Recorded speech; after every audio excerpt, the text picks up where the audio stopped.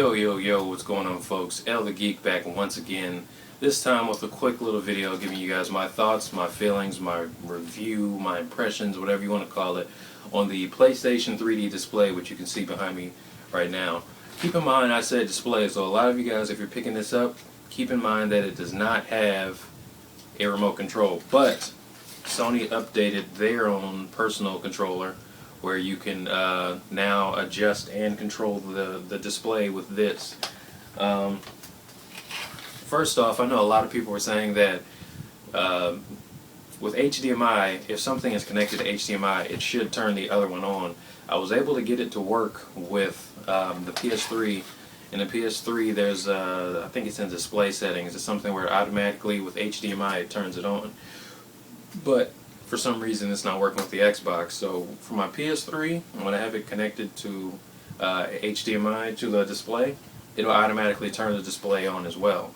Another thing that's pretty cool as far as power saving is as soon as this whatever's connected to it turns off, let's say your PlayStation or your Xbox, or if you have something that has a timer that automatically shuts off, the monitor will shut off about 30 seconds after. So that's pretty good for some of you guys out there that have a problem with turning off your monitor. It's pretty good for battery saving. Now let's get into the 3D of it. I'm just jumping around. This is a raw video. The 3D of it, the 3D on it is pretty damn good, if I do say so myself. I was playing Uncharted 3 and I was getting amazing. I was playing the multiplayer and man, that is amazing. It's more like a presence, more like instead of the characters like popping out of the screen, it's more like it kind of feels like they're closer to you, if that makes any sense. There was some great depth to it. I remember I was playing Halo, Halo Anniversary, and there's a part at the beginning where you're going through right after the training, and there's a guy, he's like waving his gun. Well, if you angle the gun and you kind of line it up to where the gun's facing you, it comes out of the screen and it's like kind of hitting you in the face, and it's pretty cool. Now, there is one downside to this 3D, if I do say so myself.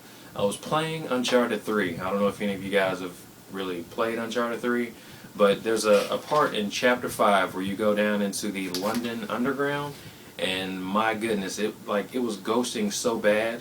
I think I had like 4 or 5 images on the screen where I couldn't see anything. It was literally unplayable, and I'm surprised that I actually got past it like that. It looked just as if I had turned the 3D off and I was looking at a jumbled screen.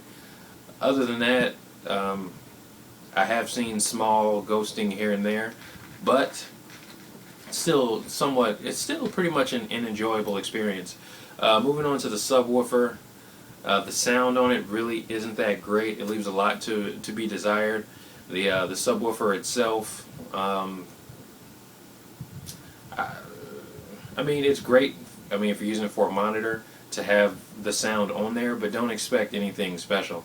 I'd probably say hook something up to the headphone jack, or if you're using like me with like an Astro setup, or damn, this is how raw this video is, baby. So if you're using something like me where you have like external headphones, it makes the experience even more enjoyable. Now let's go to the actual picture clarity without being on 3D. First off, I just want to say straight out of the box, the video in here is actually loads better than what I have on my HD TV. Going into different games, I was able to spot things, the 2D games, and spot things a lot better than I was able to in like the picture detail is just that much better than what I have on my big old LCD that's on the other side over here. Also, adding into something I forgot for the 3D, the 240 hertz motion. Oh my God, it really makes like the 3D, like the movements across the screen, and even when you're playing in 2D, everything just flows. Especially with the 4 millisecond response time, the screen is snappy. It's just the images you see on there are amazing. Now, you can kind of tie those in to say what you think. If you have another 3D display or a TV or something like that. Personally, I'm going to say that you can probably give this a pass. But for people that do not have a 3D display or wanting to get into 3D, I'd say it's worth a look. Whether later on they do something where it's cheaper, another bundle, you never know. Sony actually said they're monitoring and seeing how these go to see how the demand goes. We're making another size, so if you don't like 24-inch, you can jump off of that. But I'm thinking if they brought it, if they make a bundle eventually where it's just $300 for just the display, nothing else, it's definitely a pickup. But other than that, I mean, it's more on preference. There's some things to be, there's some good things and some bad things to it. You just have to decide what you perceive as good or bad. Oh, and just the last thing, when I was watching 3D movies, I really didn't see that much ghosting as I would in video games. But then again, I don't have that many 3D video games and 3D movies to actually test on. So hopefully you guys can take this information, put it together, and formulate your own opinion. If you have any more questions, feel free to let me know in the comments. Yeah,